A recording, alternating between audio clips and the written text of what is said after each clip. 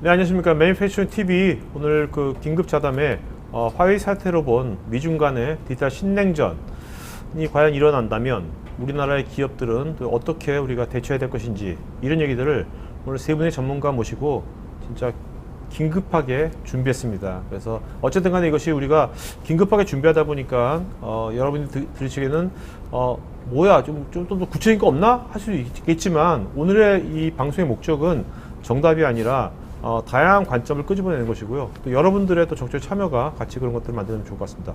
자, 오늘 게스트 세 분 소개시켜드리겠습니다. 먼저 제 왼쪽에 바로 왼쪽에 한국소프트웨어기술진흥협회 박준성 회장입니다. 안녕하세요. 안녕하세요. 네네네. 네. 자, 박 회장님 물론 아시는 분도 많이 아시겠지만 그래도 이제 본인 소개 간단하게 하신다면. 네. 그러니까 제가 이 회장하기 직전에 카이스트 교수했고, 네네. 고전에 삼성에서 CTO를 했고, 아, 네네. 고전에 미국에서 네. 유니버시티 오브 아이오와 종신 교수로 네네. IT 분야 네. 있었습니다. 네, 알겠습니다. 자, 그다음에 왼쪽에는 박석희 IT 혁신연구소 소장님입니다. 안녕하세요. 네, 안녕하세요. 네네네. 네, 반갑습니다. 네, 소장님도 잠깐 본인 소개 좀 해주신다면. 네. 예, 저는 제 연구소를 통해 지금 한 7년 됐고요. 글로벌하게 떠오르는 차세대 비즈니스 모델을 연구하고 강의를 하고 있습니다. 그 전에 한 21년 기자 생활을 했고요. 네. 네, 반갑습니다. 자, 그다음에 저희 MTV 매니팩처링 TV의 편집국장이면서 첨단의 편집국장인 김진희 편집국장님이십니다. 안녕하세요. 네, 안녕하십니까. 네네. 네. 본인 소개 좀. 네. 네. 2004년부터 IT 쪽과 다양한 분야의 기자 생활을 해왔고요. 지금은 첨단과 매니팩처링 TV에서 편집국장을 맡고 있습니다.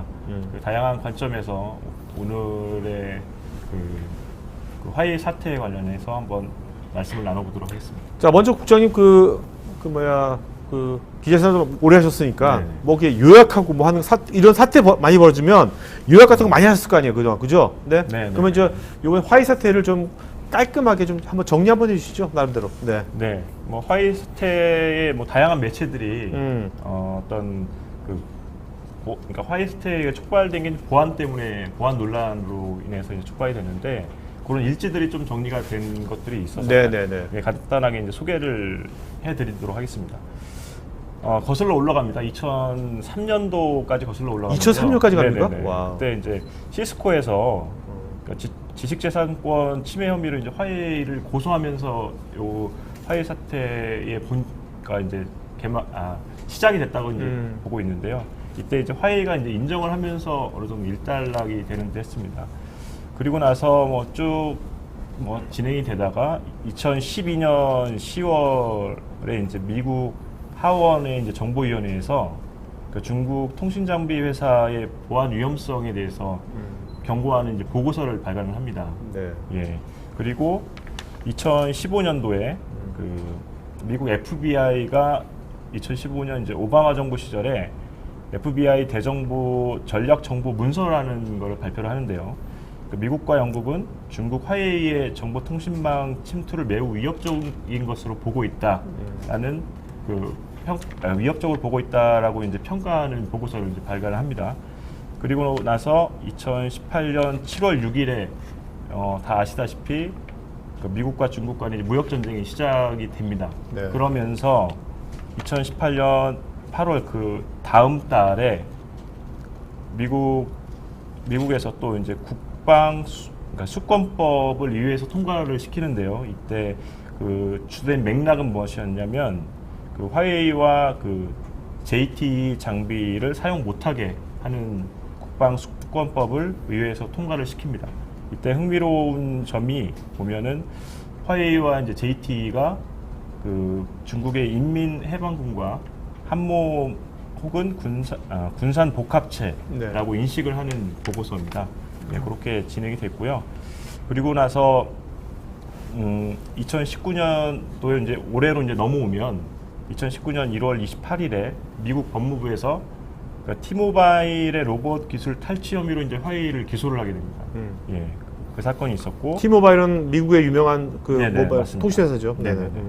그리고 2019년 4월 3일에 이제 미국의 이제 유명한 마이크로소프트에서 이제 화웨이의 메이트북이라는 노트북에서 이제 백도어로 악용될 수 있는 심각한 결함이 있다라는 거를 이제 발견을 해서 이것도 이제 언론을 통해서 발표가 되고요.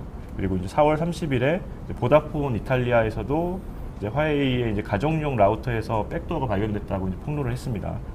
그리고 이런 일련의 사건들이 있으면서 결국에 5월 15일 이제 미국 트럼프 대통령이 그 정보통신 기술 및 서비스 공급망 확보라는 이제 행정명령에 대해서 서명을 합니다.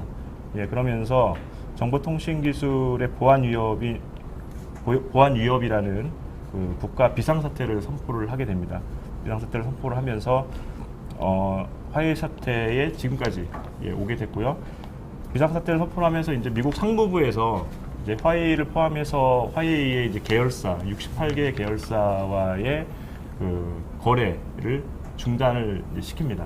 예, 그래서 이제 지금까지 이제 여기까지 이제 흘러오게 된 거죠. 네네. 네. 자, 근데 상무부에서 네. 중단시키고 하는 건 다 이해가 되는데 네. 최근 뉴스에 보면 구글, 영국의 뭐 이런 민간 업체들이 굉장히 발빠르게 마치 상무부랑 짝이라도 하듯이 발빠르게 다 이거를 뭐 금수 조치하고 다 했잖아요. 네.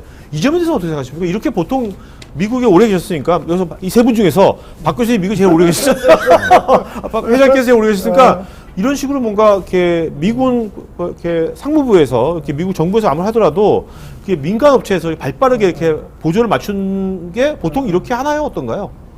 그러니까 이제 지금 후아웨이 사태가 그 후아웨이 개별 기업의 스파이 행위라든가 그에 대한 의심, 이제 거기서 초점이 맞춰져 있지만은 이제 지금 이제 미중 무역 전쟁 컨텍스트에서 보면은 네. 어떻게 보면 세계 1위 경제 1위 국가, 2위 국 간의 어떻게 보면 필연적인 어떤 네. 컨플릭트다 이렇게도 보여지죠. 이제 예를 들어서 1980년대 일본이 이제 2위로 올라섰죠. 네. 그러면서 근데 지금 중국이 그러듯이 그때 일본이 1위를 넘보는 그런 발언들도 많이 하고 그때 미국 뭐 건물도 굉장히 많이 샀죠. 미국 일본에서. 건물 뭐 기업도 많이 뉴욕이다 사고. 네네. 일본 땅이 됐다 그런 얘기도 있고 할 때 이제 라널드 레이건이 요새랑 똑같은 식으로 일본에 이제 금수 조치를 내리고 온갖 무역 규제로 억압을 해서 성공적으로 일본 경제가 막 올라서던 그렇죠. 거를 꺾었어요. 근데 그나 마찬가지로 잃어버린 20년이 됐죠. 그래서. 그래서 그렇게 됐죠. 네네. 그러니까 지금 이제 중국이 2위로 올라섰고 1위를 넘보는 순간이고 이제 여러 가지 측면에서 미국이 뭔가 지금 어느 조치 좀 취해서 좀 꺾어놔야 되겠다 하는 그런 정부의 강한 의지가 있고.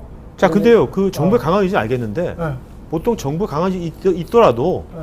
그 미국의 민간 기업들이 네. 또 영국까지 민간 기업들이 다양한 IT 기업들이 뭐 아미라든지 구글이라든지 이렇게 일사불란하게 아주 신속하게 그거에 보조를 맞추는 경우가 보통 이게 아주 예외인 경우입니까? 아니면 보통 항상 이렇게 보조 잘 맞춥니까? 민간 기업들이? 그래서 뭐 정부 쪽의 우려랑 또 기업이 어떤 후아웨이 같은 쪽에 가진 우려가 근거가 없는 게 아니고 일치 않는 면이 있고, 그다음에 이제 뭐 그런 구글 같은 대기업하고 정부가 항상 뭔가 커뮤니케이션이 끈끈하게 가면서 같이 뭔가 나라를 위해서 보조를 맞추고 그런 거야 늘 있어 온 거기 때문에 네네. 구글 같은 경우에 이제 정부의 정책을 지원해주는 그런 거를 뚜렷하게 보여준 거라고 볼 수 있죠. 네. 그 박수영님은 일단 화웨이가 약간 어떤 회사인지 박수영 볼 때 화웨이는 어떤 회사라고 보십니까? 제가 화웨이를 처음 접했던 거는 한 10년쯤 전이었을 것 같아요. 그 당시만 하더라도 그냥 예를 들어 우리 삼성전자의 그 당시 통신 관련 사업 부문하고 비교해 보면 그렇게까지 뭐 우리의 위협이 될 정도, 근데 앞으로 시장이 큰 나라이기 때문에 성장은 할 거다 정도만 생각을 했죠. 네. 이렇게까지 지금 화웨이는 사실 미국 기업이나 미국 정부에서 가장 두려워하는 이유는 사회자님도 아시다시피 5G 관련된 세계 최고의 기업이거든요, 사실은. 특허도 제일 많이 갖고 특허도 있죠. 제일 많이 가지고 있고 이미 올 4월 기준으로 전 세계 40군데 통신사업자하고 그 그 망 장비 공급 계약을 작년보다 더 빠르게 늘어나고 있을 정도로 네. 그러니까 사실상 5G 세상이란 것은 기존의 우리 4G까지의 통신 시장하고는 다른 세상이 열리는 거거든요. 휴대폰으로 통신하는 게 아니라 자율주행 자동차, 뭐 가상현실, 저기 사물 인터넷 같은 그런 세상의 모든 기반이 형성되는 것이기 때문에 그런 정도로 아마 위협을 많이 느낄 정도의 그런 회사라는 생각이 들고요. 제가 사실은 어제 이번 사태와 관련해서 화웨이의 과거 WCDMA 3세대 이동통신의 글로벌 CMO를 했던, 지금은 퇴사를 했는데 네. 그 CMO의 사촌 누나가 지금 한국에서 일을 합니다. 이 사촌 누나가 야, 별걸 다 터셨네. 네. 어? 아니 이 사촌 누나가 한국에서 블록체인 관련 일을 하는 중국 변호사예요. 아, 네, 중국인인데 네. 저하고 되게 페이스북을 통해 친하게 아, 지내가지고 네. 마침 제가 이 친구한테 물어봤더니 어젯밤에 페이스북으로? 어제 낮에 낮에. 통화를 했죠. 네, 통화를 했더니 그 오라버니 그 화웨이의 자기가 가장 잘하는 친구가 자기 사촌 동생이라고 그래서 네, 네. 직접 중국에 통화를 30분간 하고 저한테 알려줬어요. 아, 네, 네. 제 질문을 뭐라고 했냐면 네. 이 사태에 대해서 화웨이의 직전 CMO로서 글로벌 CMO로서 이 사태를 어떻게 받아들이냐, 위협의 지금 수준이 요 내용은 지금 우리 MTV 특종 아니에요, 우리 지금? 아니 근데 답변이 뭐 그렇게 엄청난 건 알았어, 아니니까 알았어. 오케이. 그 받아들이는 수준이 어느 정도 위협이냐. 두 번째, 어쨌든 미국에서 그 상무배 금수 조치에 따라서 네. 구글이나 인텔, 마이크론의 협력이 안 되기 때문에, 암하고도 협력이 안 되기 때문에 신제품 개발과 관련된 중장기 로드맵, 생존 전략이 뭐냐, 앞으로 이 사태가 어떻게 될 것으로 해결점이 갈 것으로 보냐는 세 가지 질문을 물어봐 달라고 했더니 네.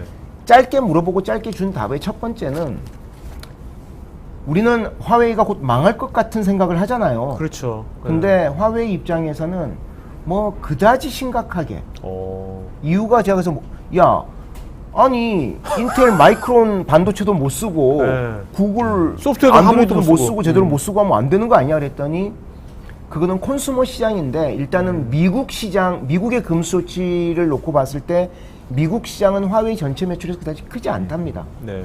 화웨이는 유럽, 아시아 시장에서 워낙 성장세가 크기 때문에 일단은 뭐 타격이 전혀 없는 건 아니지만은 회사가 곧 망할 것 같은 정도는 아니라는 거고, 두 번째는 그 화웨이에 있는 지금 사람들과 화웨이의 유럽에 있는 유럽 출신의 화웨이 근무자들의 인터뷰가 난 중국 원문 자료를 저한테 주더라고요. 그래서 네, 제가 네.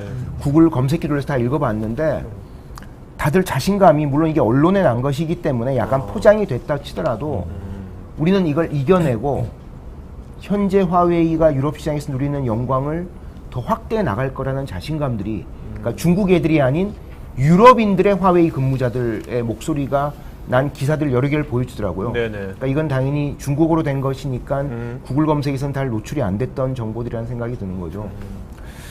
이 사태와 관련해서는 이 CMO의 주장은 그렇습니다. 화웨이도 당연히 타격은 있지만 당연히 이제 인텔이나 마이크론 같은 회사들이 중국에 지금 연간 수출 금액이 화웨이한테 가는 게 10몇억 달러 정도인 걸로 네네. 아는데 연간 그게 당장 다 끊기게 돼 있잖아요. 당연히 미국 애들의 타격도 클 것이고, 특히 화웨이 장비를 지금 일부지만 쓰고 있는 곳에 대한 기술 지원 문제나 소프트웨어 업데이트 관련해서도 고통을 느낀 것이기 때문에 미국도 사실은 오래 가기가 쉽지 않을 거다. 자기들도 타격이 있지만, 근데 자기들은 어쨌든 이 상황이 언제까지 해결될지에 대한 가능성은 자기도 지금 예측하기가 힘들기 때문에 뭐 새로운 기술 개발이나 이런 걸 통해 해결하겠다는 것이고, 흥미로운 자료 중에 하나가 외신 자료 중에 유럽의 유명한 그 시장조사 기관의 반도체 전문가가 ARM하고 되게 잘 아는 사람인 모양이에요. 네. 이 사람이 한 얘기를 보면은 ARM이 화웨이하고 제휴를 지금 끊었는데 화웨이는 지난 2년간 ARM하고 차세대 프로세서 관련된 설계 기술의 공동 작업을 너무 깊게 많이 했다는 겁니다. 그래서 차세대 프로세서, 그러니까 우리 스마트폰이나 디지털 디바이스에 들어가는 소위 이제 디지털 디바이스용 CPU 개발과 관련된 기술은 상당히 높은 수준을 다 습득을 했다는 거예요. 네. 이 애널리스트 주장은. 그리고 ARM이 2020년까지는 차세대 프로세서를 발표하지 않는다고 공식 어나운스를 했거든요.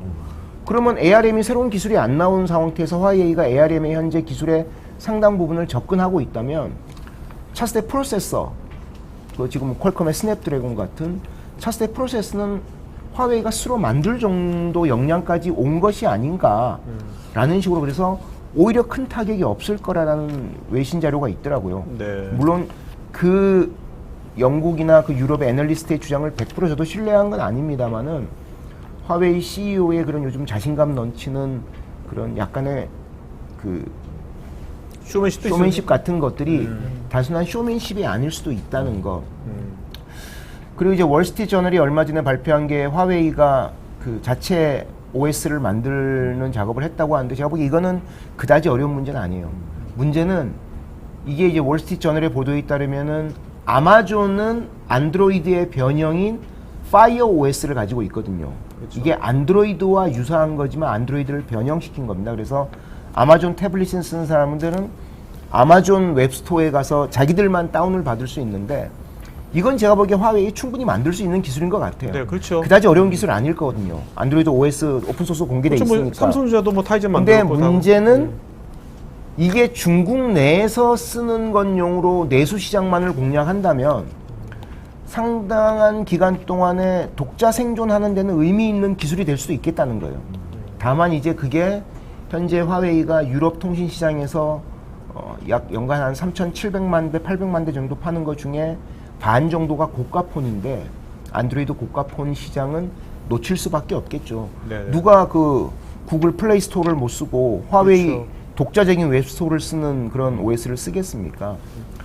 기술적으로는 어쨌든 상당히 앞서가 있는, 물론 그 과정에서 아까 우리 김진희 편집국장 말씀하신 것처럼 시스코나 미국 기술들 빼돌리고 카피하고, 저도 그랬던 것 같지만은 우리도 옛날에 그랬잖아요. 네. 우리도 뭐 옛날에 일본 거 뺏기고 했는데, 지금은 상당히 거의 세계 톱 수준의 반열에 올라선 회사라는, 미국이 위협을 느낄 정도의 회사라는 생각이 듭니다. 저 아까 궁금한 게, 아까 박수님께서 10년 전에 파일 처음 봤을 때만 하더라도 그냥 뭐 크게 위협할 만한 뭐 그냥 통신기 회사구나 이렇게 생각했다고 하셨잖아요. 근데 지금 10년이 지난 지금 아무리 뺏기는 걸 잘한다고 하더라도 5G 그 특허 기술에 전 세계 절반, 거의 50% 이상을 갖고 있잖아요. 파이가 제일 리딩 기업인데, 그거는 뭔가 파이만의 어떤 기술력이라든지 R&D 이런 것들이 뭔가 노하우가 있으니까 그렇게 된 거지 않습니까? 그 점에 대해서 어떻게 생각하십니까? 그 노하우가 뭘까요? 그 한 가지 팩트 하나만 말씀드리면, 저도 그게 궁금해서 구글 서치를 많이 해봤는데, 네. 화웨이가 지난 몇 년간 5G R&D에 쓴 돈만 50조라고 합니다. 50조. R&D, 5G 기술 개발에 쓴 것만. 아, 네. 그러니까 자, 이걸 보면서 야, 이거는 과거에 뺏겨서 기술이 올라선 회사라고 할지라도 이제는 정말 R&D 역량이 정말 뛰어난 회사다. 그런 생각이 드는 거죠. 네. 그런 기술은 우리 또 박 회장님도 네네. 잘 아시니까. 네. 예. 그러니까 중국이 아시다시피 그 이제 중국 공산당이 거의 모든 기업에 영향력을 미치고 있고, 그래서 모든 기업이 국가의 정책에 맞춰서 일사불란하게 움직이는 나라고, 이제 중국의 기술 도입 정책이 그 이제 중국 시장이 어마어마하게 크니까 미국의 대기업들도 이제 뭐 성장하려면 중국 시장을 무시할 수 없는 거고, 네, 그렇죠. 이제 중국 시장에 들어오는 조건으로 항상 하이텍 비즈니스가 중국 시장에 물건을 팔려면 이제 일단 중국에다가 그 공장을 설립해라.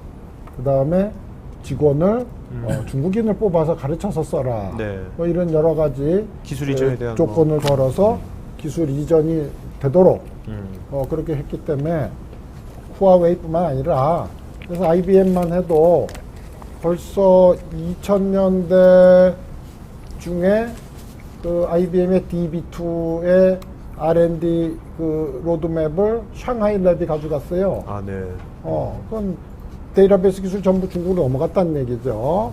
그렇게 예를 들어서 우리나라랑 비교해보면 IBM 코리아는 그냥 영업조직이거든요. 그렇죠. 네. 근데 중국만 해도 IBM이니 모든 마이크로소프트니 이런 메가 IT 기업들이 전부 거기다 딜리버리 센터, 랩 해서 실제 R&D를 하고 제품을 만들고 서비스 딜리버리하는 그런 기지를 만들어 놓고 중국의 정부 방침에 의해서 중국인을 뽑아서 그걸 자사 직원으로 고용을 하는 거죠. 네. 그래가지고 키웠고 이제 그런 여러 가지 전체적으로 중국 전체적으로 그 IT 선진 기술들이 곳곳에서 통신뿐만 아니라 흡수가 되도록 그렇게 정책을 써와서 그게 아마 그런 토양이 많은 이제 그 층이 두어진 거죠. 그러니까 기술적 자산을 갖는 것도 그 중국 업체들의 기술 개발 속도가 얼마나 빠른지에 대해서 개인적으로 받았던 충격적인 사건이 두 가지가 있는데요. 카카오톡이 2010년도 우리나라 스마트폰이 도입되고 카카오톡이 먼저 무료 메신저 시장을 점령한 다음에 좀 있다가 중국의 텐센트 애들이 거의 주 단위로 카카오톡의 김범수 의장을 찾아봤대요. 네. 야, 니는 너무 잘한다. 좀 배우고 싶다. 제가 김범수 의장하고는 또 고등학교 친구 관계이기 네, 때문에 네, 옛날에 우연히 들었습니다. 네네. 그렇게 몇 개월을 하고 나서 갑자기 중국 애들이 안 오더래요. 네. 보니까 텐센트의 위챗이 너무 커져 있는 거예요. 아, 지금은 카카오톡에 있는 사람들이 중국으로 벤치마킹을 갑니다. 네. 그러니까 이게 시장이 크다는 게 엄청난 장점이 있는 거죠. 시장이 크고, 근데 이게 시장이 크기 때문에 성장을 했다고만 또 평가절하기 힘든 게 중국의 알리바바나 이런 텐센트 이렇게 중국에 소위 뜨는 기업들은 정말 고객 중심의 페인 포인트를 찾아서 극복하려는 노력들을 정말 잘하거든요. 그 노력 중에 지금 가장 충격적인 회사 중에 하나가 알리바바 자회사 중에 엔트 파이낸셜, 개미금융이라는 회사가 있습니다. 네네. 얘네가 몇 년 전에 알리바바가 1조 원을 들여서 10억 달러를 들여서 자본금으로 만든 회사예요. 알리바바 주변의 모든 오프라인 사업을 온라인화하는 기술 개발을 하는 회사입니다. 그래서 알리바바의 알리페이 같은 것도 지금 엔트 파이낸셜이 서비스를 하고 있는데 얘네가 지금 중국에서 하고 있는 오프라인의 디지털화, 우리 디지털 트랜스포메이션이라는 사업의 영역은 제가 보기에 압도적인 세계 완 수준입니다. 이거는 알리바바가 따라갔던 아마존도 도저히 못 쫓아갈 정도로 그 얘네가 불과 5년인가 6년 만에 1조 원짜리 회사가 지금 기업 가치가 제가 어제 구글 검색해 보니까 현재 1,500억 달러, 160조가 넘는 거예요. 그러니까 어쨌든 지금 소장님 말씀은 이제 그 뭐 화웨이뿐만 아니라 지금 중국에 있는 많은 이제 테크 기반의 기업들이 거의 이제 미국보다 앞서는 기업도 있고 또 미국만큼 또 이제 수준이 이른 기업들도 상당히 화웨이뿐만 아니라 여러 가지 많다는 거 아닙니까? 그렇죠. 네, 그러니까 중국은 나름대로 시장이 있고 큰 시장이 있고 큰 시장 기반으로 그런 데도 있다고 한다면 자, 근데 이제 너무 이제 중국 시장만 얘기 아니냐. 우리 화웨이 사태 디지털 신냉전 관련된 거 얘기하는 거니까 일단은 김구장의 생각이 어떤 것 같아요? 지금 이게 화웨이 사태로 끝날 것 같습니까? 아니면 이것이 진짜 미국과 중국 간의 이 디지털 분야의 이런 신냉전이 시작될 것 같습니까?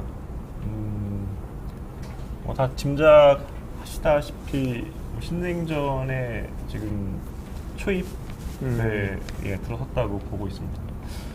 어쨌든 지금 그 미국에서 우려하는 부분들은 물론 그 여러 가지 보안적인 문제도 있지만 결국에는 그 화웨이와 이제 그 중국 기업들의 확장세에 대한 두려움이 상당히 많이 깔려 있는 것 같고요. 그렇게 되면은 그러니까 미국의 인식은 그런 것 같습니다. 그러니까 중국 기업들이 아직까지는 중국 자체가 그 공산당의 입김 하에 움직이는 기업들이 많기 때문에 그 부분이 결국에는 유착관계, 정경유착이라는 큰 틀에서 또 보여지고 그렇게 되면은 그 어쨌든 뭐 화웨이든 그런 다양한 장비들 그리고 이제 중요한 게 이제 중국의 국가정보법이라는 게 있는데 그 부분에서도 이제 그 정보를 국내외에서 아무튼 그 취합할 수 있다. 뭐 다양한 그 논리로 방어를 하는 그런 법이 있는데요. 이제 그런 것까지 이제 그 미국이라든가 아니면 미국에서 이제 그런 부분들도 이제 견제를 하는 것 같습니다. 그렇게 되면 어쨌든 화웨이의 그런 다양한 장비들, 중국의 다양한 장비들이 곳곳에 들어가게 되면 어쨌든 중국과 그 공산당과 화웨이의 그런 뭐 한 몸이라고 이제 생각하는 그런 부분들이 작용을 하게 된다면 다양한 이제 결국에는 이제 보안인 것 같습니다. 보안적인 문제에서 그 문제가 발생할 수 있다고 보기 때문에 견제할 수밖에 없다. 자, 그렇다면 우리가 이제 그 트럼프가 뭐 협상의 대가라고 하지 않습니까? 그러면 트럼프는 지금 이제 단순하게 뭐 세 분 말 들어오면 이게 화웨이만 노리는 것이 아니라 아까 박 회장 말씀하신 것처럼 일본이 이제 쫓아오니까 이제 미국에 이제 많이 쫓아오니까 한번 꺾었잖아요. 그런 것처럼 중국도 엄청 커지니까 지금 또 1대1로 하고 막 맞짱 뜨려고 하니까 한번 하는 것 같은데 그러면 그 트럼프 대통령이 아니 미국이 뭐 궁극적으로 요번에 이제 중국한테 얻고자 하는 건 뭘까요? 구체적으로 뭐 한번 꺾는다고 너무 구체적이지 않고 만약에 그러면 이제 서로 이제 뭐 협정을 맺는다.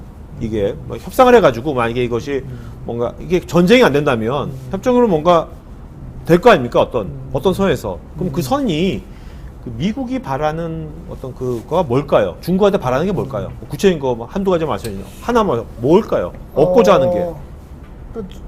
지금 이제 트럼프 정권에서 이제 중국에 대해서 어떤 무역 전쟁을 본격적으로 나선 그 아주 근본적인 원인을 한번 보면은 사실 중국이 아주 그 불평등한 네. 무역을 해온 거죠. 네. 그러니까 예를 들어서 이제 클라우드 서비스가 지금 어마어마하게 미국의 큰 사업으로 전 세계를 지배하다시피 하는데 중국이 이제 자기 나라에서 클라우드 서비스를 하려면은 그 클라우드 서비스의 데이터가 중국 영토 안에 있어야 된다라고 법을 만들었기 때문에 이제 애플 같은 경우도 이제 자기네 클라우드 서비스를 하려고 보니까 중국 안에다가 클라우드 센터를 지어야만 할 수가 있는 거죠. 네네. 근데 짓고 그다음에 두 번째 법이 뭐냐? 클라우드 센터의 직원은 모두 중국 시민이어야만 된다. 네네. 이래 돼놨거든요. 그거 이제 가서 중국 사람을 뽑아서 그 대여서 제대로 클라우드로 돌아가도록 다 가르쳐야 돼요. 네네. 근데 그렇게 하는 거를 그냥 방관하고 있었는데 그런 식으로 중국이 기술 도입을 무역의 어떤 그 규제를 통해서 적극적으로 하면서 그걸 흡수해서 미국 기업을 따라붙고 추월하는데 놀란 거죠, 미국이. 내가 볼 때는. 그리고 그 정도 해도 시장이 워낙 크니까 거기서 이제 수출이 되고 하는 그 포지티브한 면하고 기술이 흘러들어가는 네거티브한 면에서 뭐 플러스가 사람들이 기술을 가르쳐도 못 따라오면은 포지티브한 면만 있는데 이게 그랬더니 너무 빨리 따라오니까 아이고 이제는 안 되겠다. 네. 이젠 저렇게 놔두면 안 되겠다. 그러니까 이제 그렇게 불평등한 국제 무역을 하고 기술 도입 조건을 걸고 하는 걸 하지 마라. 이렇게 나올 수밖에 없는 거죠. 그러니까 그래서 이제 문호를 이제 열어라 너 이제. 그렇죠. 다른 나라처럼. 그러니까 이제 그런 식의 뭐 클라우드를 하려면 자기네 땅에다 지어야 된다느니 100% 종업원을 자기네 써야 된다느니 어느 다른 나라도 안 하는 짓 아닙니까? 네네. 그런 이제 일방적인 그런 거는 이제 용서를 못 하겠다. 그냥 테이블에 앉아서 그리고 무리한 짓은 이제 하지 말고 평등하게 하자. 네네. 게임을. 근데 그런 걸 요구를 하겠죠. 그렇다면 이게 저도 이제 그 유사한 생각한 게 뭐냐면 지금 페이스북도 안 되고 있고요. 유튜브도 안 되고 있지 않습니까? 글로벌하게 지금 뭐 두 개 회사 엄청나게 하고 있는 건데 그것도 그렇고. 그러면 이게 이번에 트럼프가 그 시진핑한테 그러면 야 이제 우리 협상 오케이 대신에 너희 페이스북 열어. 그다음에 유튜브 열어.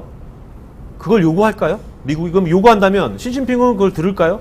그게 또 체제하고도 된 것 같아요. 그 점에서 어떻게 생각하십니까? 저는 시진핑 입장에서 그러니까 시장이라는 측면에서 열어줄 수는 있는 건데 지금 고 대표님 말씀하신 것처럼 유튜브나 페이스북이 열리면 인민들의 다양한 목소리들이 막 퍼질 수 있는 공산당 정권 입장에서는 참 두려울 수 있는 사안일 것 같다는 생각이 좀 들고요.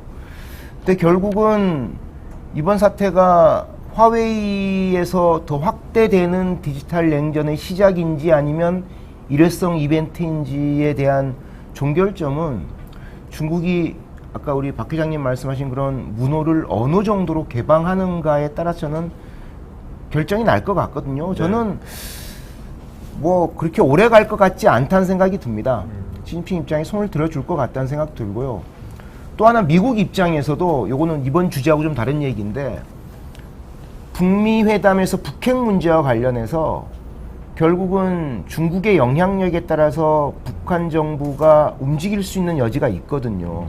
그게 예를 들면은 트럼프 입장에서 중국이 잘 도와줄 경우 이게 예를 들면 양자의 협상 과정에서 중국의 약간 어드밴티지로 작용할 부분도 있을 가능성. 이거는 순전히 제 개인 시나리오입니다만은 아무도 모르는 거죠. 북미 회담, 북핵 협상이 앞으로 어떻게 될지 아무도 모르지만 그런 부분도 좀 가능할 거란 생각이 들고 그래서 저는 아까 우리 편집국장 말씀하셨던 GT 중국의 중싱에서 중싱 통신에서 지금 화웨이까지 넘어왔는데 개별 기업으로는 그렇게 더 확대될 가능성은 없다는 게 개인적인 생각이고요. 어쨌든 간에 우리가 이제 예. 시나리오가 이제 이게 엄청 더 악화되는 경우가 있을 것 같고요. 양자 간에 뭔가 어느 시점에서 뭔가 협정을 해가지고 어느 선에서 같이 이제 중재를 해서 될 수가 있는 두 가지가 있는 거지 않습니까? 그러면 이제 악화된 건 있다 얘기하고 일단 서로 간에 해가지고 아 그래 넌 이거 들어주고 나 이거 해서 오케이 이제 이렇게 하자 하면 그 선이 어느 선에서 끝날까요? 그러니까 저는 이제 그게 만약에 트럼프가 그 이런 이제 아까 페이스북이나 유튜브라든지 그 실리콘밸리에 있는 여러 그 유니콘들의 서비스를 중국도 다른 유럽이나 그 뭐 아시아 국가처럼 너희도 똑같은 그 수준으로 개방해 하면 그걸 과연 중국은 받을 수 있을까요? 그 회장님 어떻게 생각하세요? 그 세 분 그냥 간단하게 예스 노로 받을 수 있다고 생각하십니까? 가능성이 있죠. 가능성이 있다고 생각하세요? 박 소장님은 저도 받을 가능성이 있지만 있어요? 뭔가 오케이. 예. 김 국장님은 받는다는 얘기가 그러니까 페이스북이나 유튜브 오픈한 거죠. 예. 네, 저는 받지 않을 거라고 받지 않을 거다. 네. 예. 그러니까 어쨌든 간에 그 받든 받지 않든 지금보다 중국의 그 개방이라든지 그다음에 그 불공정한 관행 같은 것들은 훨씬 더 이제 개선될 거 아닙니까? 만약에 좋게 끝난다면 요번 사태가. 그래도 우리나라한테 좋은 거 아닙니까? 만약 그렇게 된다면. 만약에 그런 이제 그 어떤 그 대외적인 뭐 미국뿐만 아니라 다른 그 해외 그 선진 기업들이 중국에 진출했을 때 어떤 그런 이제 불공정 관행 같은 것들이 많이 없어진다면 우리나라 기업, 삼성전화 뭐 우리나라 여러 다양한 우리나라 기업들도 중국에 진출할 때 우리나라 기업들한테 좋은 거 아닐까요? 그 점에서 그렇죠. 어떻게 생각해요? 풀리네. 그러니까 뭔가 요번에 어쨌든 간에 그 이 사태가 만약에 잘만 중재가 되면 우리나라한테 기업들한테는 나쁠 건 없다는 생각이 드네요. 그렇죠. 어. 화웨이가 1년에 작년에 우리한테 사간 부품이 10몇 조, 12조 정도인데 그게 2014년 5년 전에 비교하면은 거의 10배가 늘어난 거거든요.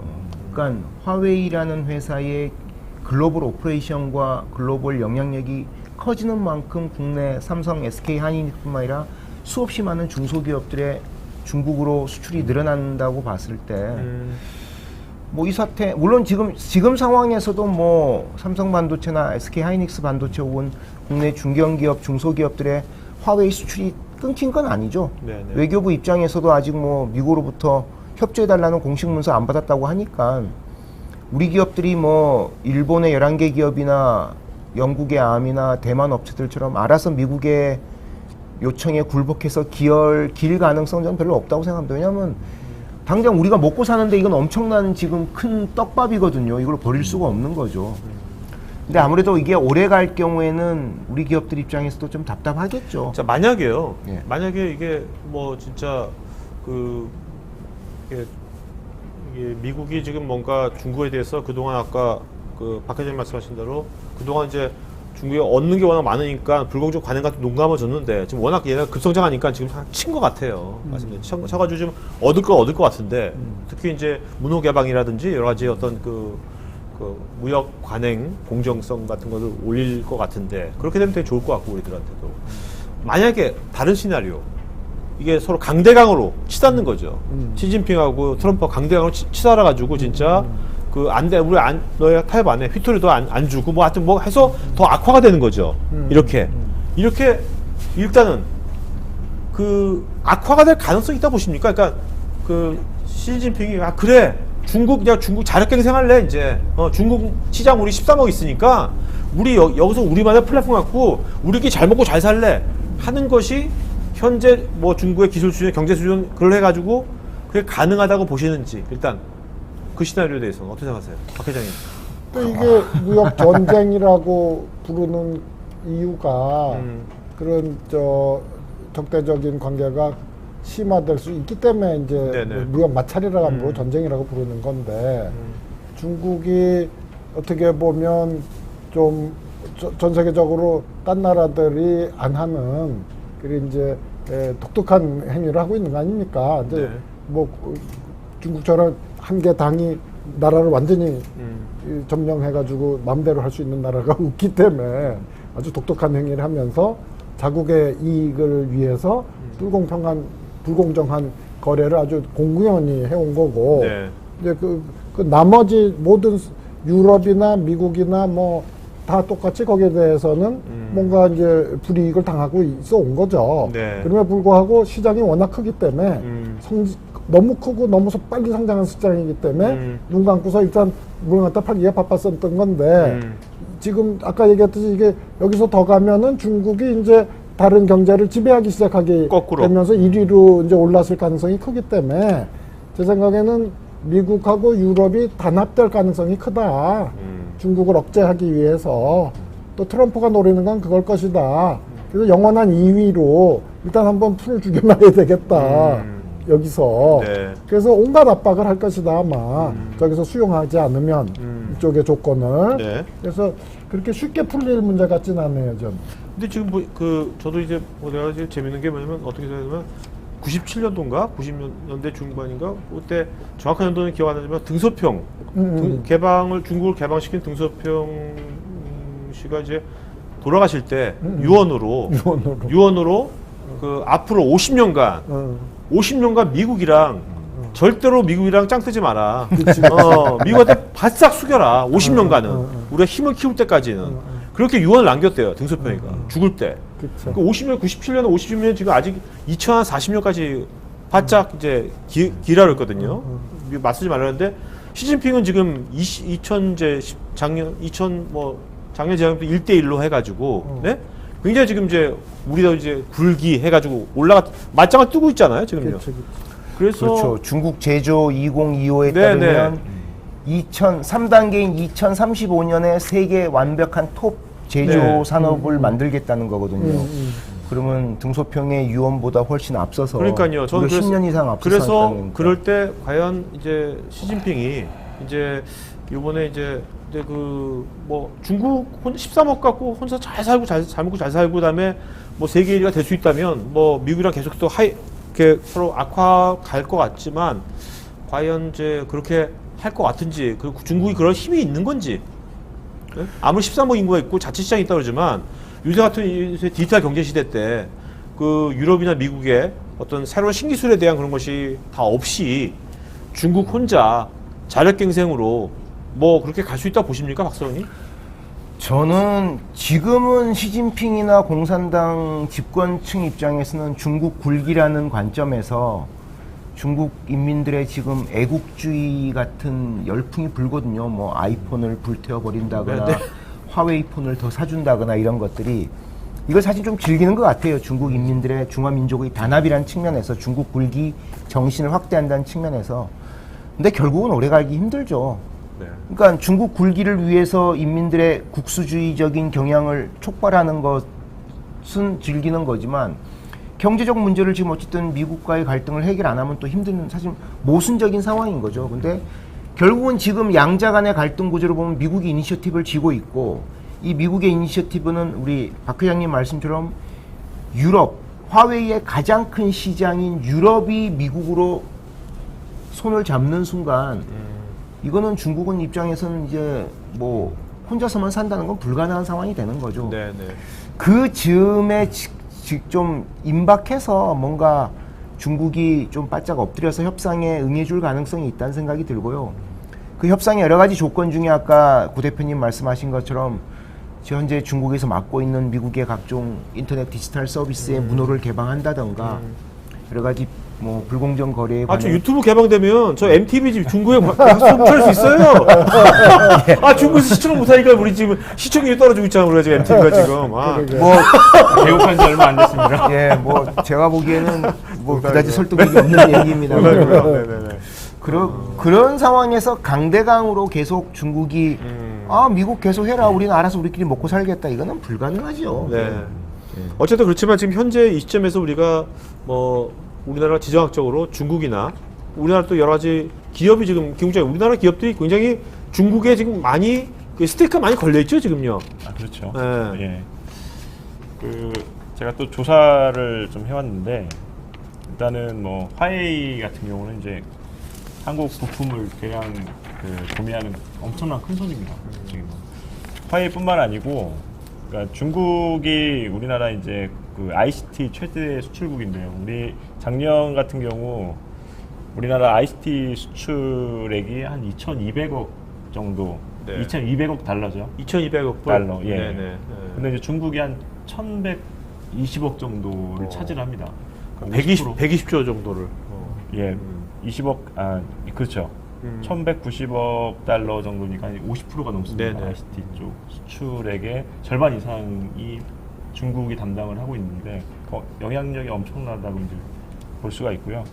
그 화웨이 같은 경우도 지금 아까 이제 서두에 말씀하셨다시피 이제 반도체, 디스플레이, 이제 카메라 모듈 등을 이제 국내에서 그 사가는데 작년 그러니까 2017년도가 이제 56억 달러였대요. 네. 작년에 이제 화웨이가 그만큼 성장하면서 한 106억 달러로 한 2배 정도 성장을 한 겁니다. 엄청난 이제 성장 속도인 거를 이제 이 수치로 이제 확인할 수 있는 거죠. 그렇기 때문에 결국에는 화웨이든 어떤 이제 중국 기업체가 좀 이런 타격을 받게 되면 고스란히 그 영향들은 국내 부품업체들이 앉을 수밖에 없는 그런 상황이 되고 있는 겁니다. 자, 그러면 우리나라가 지금 이제 이게 뭐 오늘 이제 세 분야는 토크 나누다 보니까 거시로 봤을 때 이게 미국이랑 중국이랑 그 악화일로 가서 이제 끝장보자 해가지고 완전히 갈라서지는 않을 것 같거든요.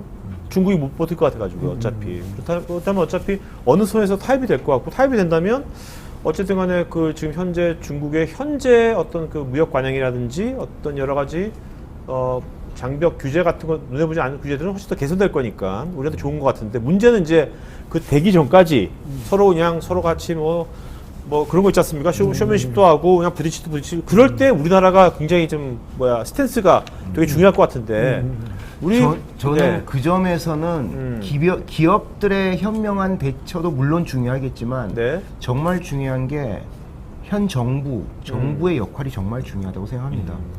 예를 들면 그런 농담 있잖아요. 우리 입장에서는 사드 사건 때 우리가 당했던 롯데 철수하고 중국 관광객 다 뭐 올스톱 되면서 우리가 입은 피해들을 생각하니까 중국한테 또 잘못 보이면 안 되겠다는 이런 학습 효과들이 있는데 이거 예를 들면 개별 기업이 알아서 하라 그러면 사실 답이 없거든요. 네. 그래서 저는 정부 입장에서 이거는 트럼프하고 시진핑의 싸움이다.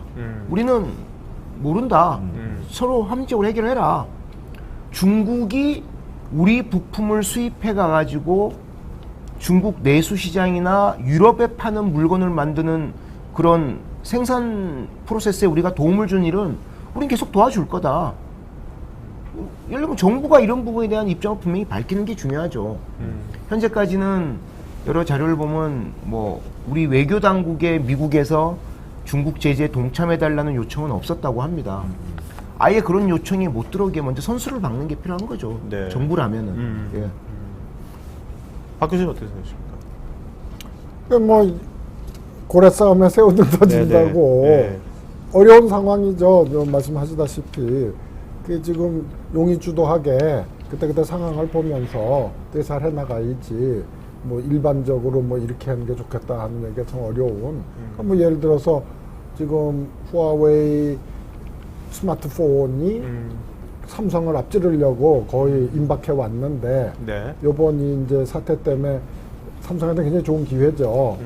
후아웨이 매출이 확 줄고 있으니까 그렇죠. 네. 특히 미국 시장 이런 데서 그런 이득이 생기는 부분도 있고 또 뭐 이제 전체적으로 중국 시장이 냉각되면서 뭐 수출이 주는 부분도 있고 또 뭐 미국에서 언젠간 모르지만 하여튼 후아웨이 같은 특정 기업에 대해서는 동참을 해다고 그런 게 올 가능성이 크고 중국은 중국대로 또 우리한테 찾아와서 너희들 미국 쪽에 동참하면 우리가 무역 그렇죠. 보복하겠다 확실히 하겠다 그럴 거고 뻔한 시나리오 아닙니까 네, 네, 지금 그렇죠. 뻔한 시나리오인데 이제 그 안에서 어떻게 이거를 해결해 가냐 하는 게 기업하고 정부가 정말 같이 수시로 만나서 그때그때 임기응변적으로 잘 헤쳐나가야지 네. 너무 강하게 해도 부러지고 쉽지 않은 상황이다 이거죠 한동안. 그러니까 근데 잘만 하면 시간을 벌어야 상황이 우리 시간을 오퍼tun일 수도 있다 이거지. 그러니까 시간을 벌어야겠네요. 그죠? 그렇죠. 네.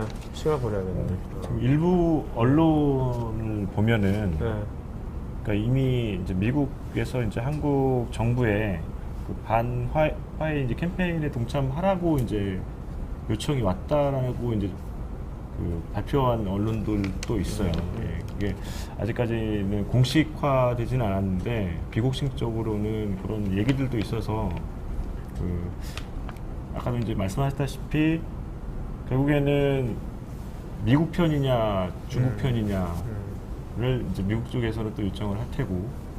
근데 지금도 보면은 어쨌든 뭐 신중론이냐 강경론이냐 이런 것들이 이제 계속 그런 얘기들이 나오고 있습니다. 나오고 있는데 어쨌든 뭐 시간이 가면은 해결될 거라고 생각하는 그런 좀 약간 아니라는 생각들을 하고 있을 수도 있어요. 정부 같은 경우는 아까 말씀하셨다시피 그 기업들이 할 일이 아니냐 그런 부분들은 좀 위험한 생각인 것 같고요. 결국에는 정치권하고 이제 산업계가 결국에는 머리를 맞대서 실현 가능한 그런 대안들을 좀 찾아야 되는 시점이 아닌가 예, 그렇게 보고 있습니다. 네.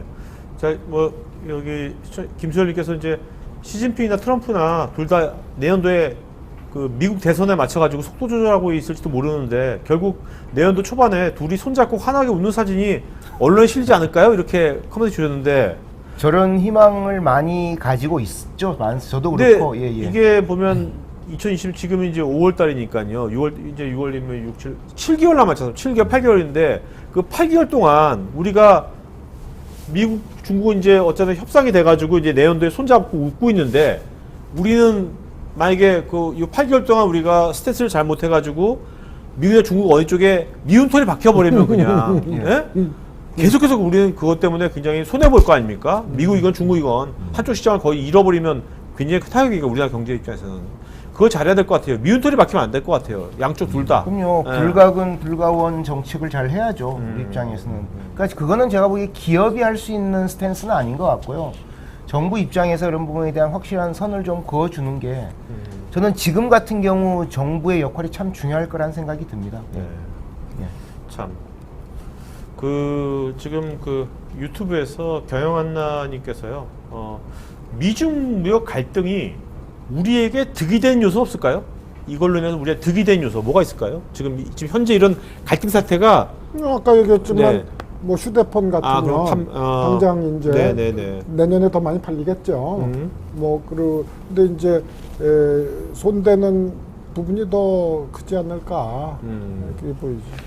그러니까 이게 트럼프가 폭스뉴스 같은 데서 이번 화웨이 관련 사태에 대한 얘기를 하면서 시진핑의 그런 중국 제조 2025, 메이드 인 차이나 중국의 제조업 특히 10개 산업을 세계 최고 반열에 올려놓겠다는 정책에 대해서 저건 전 세계를 다 먹겠다는 것이다라고 공공연하게 계속 얘기를 하면서 트럼프가요? 예, 트럼프가 2025 제조 2025를 얘기했어요? 예. 오. 저거는 중국이 그게 10개 산업이 뭐냐면 첨단 정보기술, 바이오, 의학, 뭐 드론 같은 그런 로보틱스. 트럼프 똑똑하네 생각보다. 굉장히 디테일한데. 그러니까 그래서 월스트리트 저널 같은 데는 네. 중국을 10여 년 전에 OEM 국가로 돌리고 싶어하는 게 미국의 그 정치권의 마음인데 뭐 그렇게 돌리기는 쉽지 쉽지 않겠죠. 근데 어쨌든 그렇게 중국 굴기나 중국 제조 2025처럼 현재 세계적인 기업을 다수를 만들겠다는 그런 것을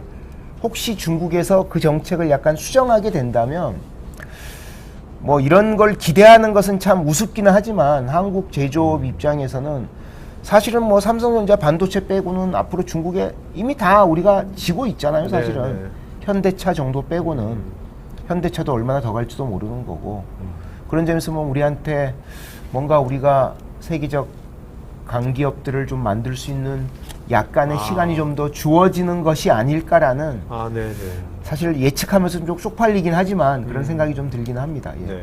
우리에게 이득이 되는 요소가 오케이. 뭐라는지를 본다면 예. 또 이분께서 경영 한나님께서 근데 결국 말씀 들어보면 이제 시진핑은 결국 버틸 수가 없는 건데 트럼프하고 완전 히 갈라설 수도 없는 건데 왜 지금 계속 시진핑은 지금 현재 모습은 계속 버티고 왜 계속 무역 갈등을 하는 걸까요? 시진핑은 일단은 미국의 조건으로 완전히 굽히고 들어가는 것은 경제적으로도 중국 입장에서 쉽지 않을 수도 있고 제가 보기에는 그것 플러스 나머지 절반의 요인은 중국 굴기라는 측면에서 중국 인민들의 그런 화웨이에 대한 사랑, 미국 기업에 대한 반감 이런 걸 통해서 사실은 시진핑 입장에서 중국 내부의 불만 요소를 없애기 위해서 새로운 외적인 상황이 등장한 것을 일정 부분은 좀 즐기고 있는 것이 아닌가라는 생각이 듭니다. 정치적인 측면에서 보면. 네네. 근데 아까 말씀드린 것처럼 현재 경제적 문제를 해결하는 것과 정치적으로 이 사안을 즐기는 것은 상호 모순된 상황이기 때문에 결국은 경제적 문제를 뭐 못 버티고 해결하겠죠. 네. 그게 아까 저기 김수열님처럼 2020년 초에 서로가 손잡고 웃게 되는 해결 방안이 나왔으면 정말 좋겠다는 생각이 저도 드는 거죠. 자, 세 분 다 이제 지금 테크놀로지의 어떤 변화라든지 이제 어떤 그 관련된 이제 그 세상 흐름에 대해서 다 잘 아시는 분들이니까 제가 뭐 짧게 예스 노로만 대답해 주세요. 궁금해 갑자기. 네. 그 중국이요. 아까 중국이 굉장히 급성장했지 않습니까? 뭐 파이 같은 경우 어쨌든 5G 관련돼서 세계 특허의 리딩을 갖고 있고 리딩 기업이고 그런데 그렇다면 이제 요번 이 사태 어쨌든 뭔가 마무리될 건데 그렇다면 중국이 뭐 앞으로 그러면 한 미국을 제끼고 중국이 진짜로 전 세계에 1등 기업이 1등 국가가 될 거라고 보시는 건지 예스 노. 그 예스라면 언제 정도가 되면 중국이 진짜 전 세계에서 사실 미국도 이렇게 전 세계에서 리딩 국가가 된 게 1차 세계대전, 2차 세계대전 끝나서 우뚝 쓴 거 같지 않습니까? 뭐 영국, 뭐 유럽이 했는데 우뚝 서서 지금까지 쭉 왔듯이 중국이 과연 그것이 미국을 꺾고 중국이 1등 국가가 될 수 있다고 보시는지 보신다 예스라면 언제 정도라고 보시는지 아니면 아니다 회장님. 이게 이제 짧은 시간 내 그래 되긴 어려울 것 같은데 네. 이제 길게 보면 과거 2000년 동안에 미국이 1등으로 올라선 게 1900년대 초부터예요. 네. 그러면 그걸 뺀 네. 2000년 동안에 내내 1등을 중국이 했거든. 네. 어느 기록에 의하면 송나라 때 전 세계 GDP의 80%가 중국에서 나왔다. 네네. 또 청나라만 해도 망해가기 전에는 35%. 네네. 아주 그냥 완전 1등을 내내 한 거예요. 그러다 이제 그 청나라가 망가지면서 이제 이렇게 됐다가 다시 저렇게 살아나는 건데 길게 보면은 가능할 수도 있죠. 길게라는 게 지금 한 몇 년 후를 보시는 겁니까? 길게라는 게. 한 100년. 100년? 2000년에서 지난 100년 동안 여기 저 포함해서 여기 시청자분들은 다 이것이 없던 왜? 10년, 20년 사이는 쉽지 않을 거예요. 소장님은? 산업에 따라 좀 다를 수 있을 것 같습니다. 네. 산업 좀 다를 수 있을 것 같은데 저는 앞으로 뭐 20-30년, 30-40년 내에는 예측하기는 힘들지만 몇몇 산업에서는 중국이 압도적인 세계 1위 국가로 될 가능성이 있다는 생각이 들고요. 최근에 중국에서 나오는 스타트업들을 연구하다 보면 놀라는 게 20대, 30대 젊은 애들이 만든 지 1년, 2년밖에 안 되는데 미국 벤처 캐피탈들 투자가 막 몰리는 애들이 있거든요. 네. 그게 어떤 애냐면 인공지능 뭐 반도체 만든 애들. 아주 핵심 기술 만든 애들한테는. 그러니까 얘들이 대부분 미국에서 뭐 공부하고 온 애들일 확률이 높을 것 같습니다. 아니면 중국의 베이징대나 칭화대 졸업한 수재들일 가능성이 있는데 그 정도로 아주 핵심 기술에서 얘들의 영향력이 점점 확대되고 있는 것이 막 보이는 정도이기 때문에 이들이 예를 들면은 지금의 알리바바나 텐센트 같은 회사가 10년, 20년 내 다 될 가능성이 있다는 거죠. 제가 보기에는. 그러면은 뭐 특정 산업에서 중국 시장, 중국 기업들이 세계 시장을 선도하는 지금의 화웨이 같은 그런 양상이 앞으로 20, 30년 네. 저는 충분히 펼쳐질 가능성이 있다는 것이죠. 김국장님. 네. 분명히 가능성은 있습니다. 근데 어쨌든 뭐 경제적으로만 볼 수 없는 것들이 체제라든가 정치적인 세법들이 있기 때문에 지금의 그런 공산당의 사회주의 노선에서는 그것들이 좀 더 이제 개방이 되고 좀 더 이제 변화가 있은 다음에 찾아오지 않을까. 네네. 예, 지금 저 같은 상황이 계속 이어진다면 그건 좀 더 멀리 봐야 되지 않을까. 예, 그런 생각을 하고 있습니다. 네. 자, 지금까지 어떻게 보면 중국이 이제 이렇게 급성장을 하게 된 것은 아까 박 회장님 말씀하신 것처럼 그 엄청난 시장, 먹음직스러운 시장이 있다 보니까 선진국이나 국가나 기업들이 중국한테 좀 약간 믿지는 조건이지만 들어가서 일단 돈 버는 거 있으니까 막 했던 거지 않습니까? 그러면서 이제 기술도 축적하고 인재도 축적하면서 이제 엄청 커진 건데 근데 지금 이제 트럼프가 이제 안 돼 해가지고 뭔가 이제 룰을 다시 만들자 하는 거지 않습니까? 그렇다면 우리가 보통 이제 그 바이러스가 내성이 생기듯이 그러니까 중국도 이제 예전 전략 갖고는 이제 안 될 것 같으니까 그래서 중국이 뭔가 이제 요번에 뭔가 미국이랑 협정을 맺어가지고 어떤 형태로 한다면 예전에 중국하고 또 다른 모습으로 어프로치해서 뭔가 자기네를 계속 발전시켜 나가려고 할 텐데 그런 것이 어떤 식으로 중국은 이제 예전하고도 다른 모습으로 발전할 것 같은데 그 모습이 어떤 모습일까요? 지금처럼 똑같이 뭐 아까 뭐 클라우드처럼 뭐 야 너희 하려면 여기 우리 사람 뽑아야 되고 뭐 하고 이런 것들은 그렇게 이별하지 않는 트럼프하고 그렇게 안 될 것 같거든요. 이제 뭔가 이제 미국 수준에 맞춰야 되고 하려면 그래서 중국도 계속해서 계속 뭔가 그 국가가 일동을 추구하고 더 발전시켜 나가려면 중국도 전략을 갖고 할 텐데 이제는 그러면 중국이 어떤 전략을 할까 아주 궁금해졌어요. 앞으로 지금까지 쓰던 전략은 또 다른 전략이 필요할 것 같아서요. 저는 그 중국 당국의 전략은 모르겠는데 어떤 특정 산업에서 중국과 미국이 협업해서 1등을 각자 나누는 사례가 있습니다. 뭐냐면 드론은 중국의 DJI가 세계 압도적 1위거든요. 전 세계 드론 시장의 75% 이상을 가지고 있는. 근데 드론용 애플리케이션 만드는 스타트업들은 다 미국 애들이에요. 기업용 애플리케이션 만드는 애들은. 근데 얘들은 홈페이지 가보면 우리는 DJI enabled 소프트웨어로 공급한다. 중국의 DJI에서 우리 소프트웨어는 돌아간다는 걸 다 누구나 알리거든요. 그러니까 자기네 소프트웨어의 가장 중요한 플랫폼은 중국 애들이라는 걸 인정하고 하지만 애플리케이션은 우리가 더 낫다는 거죠. 예를 들면 이런 양상으로 드론이라는 영역의 하드웨어는 중국 애들이 당연히 더 빨리 시작할 경우에 더 빨리 잘 만들고 더 싸게 만들 가능성이 있고 또 규모가 크니까. 근데 소프트웨어나 이걸 활용하는 테크놀로지 응용 분야는 미국이나 혹은 유럽이나 혹은 한국이 더 잘 나갈 수도 있는 이런 방식으로 뭔가 서로가 같이 공생하는 판도가 열리는 것이 아닐까. 근데 뭐 중국의 DJI는 그 젊은 창업자가 중국 공산당이 밀어줘서 성공한 게 아니거든요.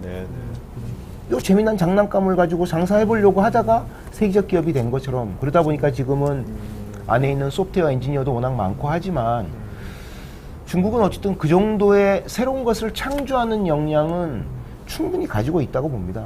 그러니까 이거는 중국 정부에서 뭐 키우고 안 키우고를 손을 떼더라도 제2의 DJI나 제2의 화웨이 같은 회사는 계속 제2의 샤오미 같은 회사 나올 거라는 거죠. 진짜 이제 맥센스 한 것 같은데요. 왜냐면 지금 화웨이 같은 경우야 망해봤자 뭐 미국 아까 같이 미국의 어떤 그런 관련된 물론 이제 수출 같은 게 하겠지만 완전 끈끈하게 엮인 건 아니잖아요. 미국 지금 아까 DJI 같은 경우는 앱 만드는 회사랑 완전 한 몸이 된 거잖아요. 그렇게 예? 어떤 비즈니스 생태계가 그러니까 서로가 비즈니스적인 친밀감은 없는데 넓은 에코시스템을 놓고 보면 서로가 예를 들면 마이크로소프트가 윈도우 OS 만들면서 인텔 CPU를 인텔의 뭐 엔디그룹 회장을 서로 좋아하지는 않았을 거라는 거죠. 근데 서로가 예를 들면 에코시스템에서는 서로의 의지와 상관없이 타이틀이 커플도 돼 있는 거라는 거죠. 그런 부분이. 예. 중국도 지가 2위로 올랐으면서 미국을 추격했듯이 지금 자기도 추격을 당하고 있거든요. 베트남이라든가 이제 좀 지나면 그 옆에 뭐 미얀마도 올라올 거고 인도도 뭐. 인도, 아프리카 만만치 않네요. 그러면 결국에는 지금 이제 우리가 예를 들어서 정보통신 산업에 정보통신 제조업이 있고 정보통신 서비스업이 있어요. 그러면은 OECD의 평균이 정보통신 산업 중에 서비스가 80%예요. 네. 제조가 20%고. 그럼 다시 말해서 이 선진국으로 갈수록 제조업 포션은 점점 줄고 서비스업이 커져야 되는 거죠. 제조업은 자꾸 더 밑으로 내려가니까. 그럼 이제 서비스업이 뭡니까? 정보통신의 서비스업이라 하면은 통신 서비스, 통신 기계가 아니고, 그 다음에 IT 서비스, 소프트웨어. 이게 이제 주단 말이에요. 그럼 이제 미국은 산업이 구조가 벌써 거기에 다 가 있는 거죠. 네. 정보통신 서비스를 하지 제조를 제조는 10%도 안 돼요. 근데 우리나라 같으면은 제조가 60%예요. 아직도. 서비스가 이 40%. 그래서 OECD 국가 중에 우리가 꼴찌예요. 네. 정보통신 산업에서 서비스 사업의 폴션이 우리가 꼴찌다고. 오. 그건 이제 우리나라가 이 산업 구조를 계속 조정을 하면서 선진국으로 가야 되는데 그거에 실패했다고 봐야 되는 거예요. 지금부터 열심히 해야지. 네. 그러니까 중국이 그걸 알 거라고요. 그러니까 중국도 궁극적으로는 정보통신 서비스로 가야 돼. 결국 조제업은 네네. 뒤에서 뺏어가니까. 그러니까 이제 후아웨이 같은 형태의 기업은 길게 보면은 이제 더 후진국한테 물려줘야 되는 사업이고, 지금 얘기하듯이 드론의 애플리케이션을 짜는, 소프트웨어를 짜는, 이런 쪽으로 가야 된단 말이죠. 그래서 이제 그걸로 넘어오는 걸 어떻게 보면 이제 요즘 정도에서는 막아야겠다. 그러면 이제 중진국에 서 있는 거니까 어떻게 보면 등치가 커서 네. GNP 전체는 크지만 1인당 GNP를 보면 형편없지 않습니까? 사실. 그래서 지금 중국도 지금 뭐 갈 길이 먼 나라에 어떻게 보면 네. 지도 변신을 해야 되는 거고, 이제 거기서 지금 이제 브레이크가 걸리고 있는 거다. 그러니까 뭔가 또 이제 정책 수정을 하면서 이제 서비스 쪽으로 어떻게 발전시키느냐 이런 쪽으로 또 고민을 어떻게 하겠죠. 보면 이번에 중국이 이번 기회를 이번에 뭐 또 이것이 역경일까 기회일지 모르겠지만 잘만 하면 중국도 그 질적으로 또 산업구조 조정을 점핑할 수 이제 있는 좀 시작해야 그런 되는 계기가 될 수 수준까지 있겠네요. 온 거죠. 이번 제조업에서 지금 너무 사태가. 승부를 걸 게 아니라. 자, 오늘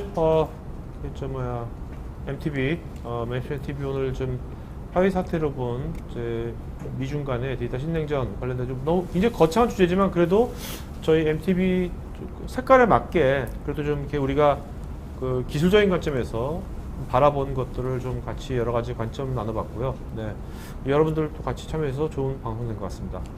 하여튼 그 MTV는 앞으로 이런 식으로 이제 우리가 이제 각 이슈들이 계속 생기는데 이슈 중에서 특히 정치적인 거 말고요.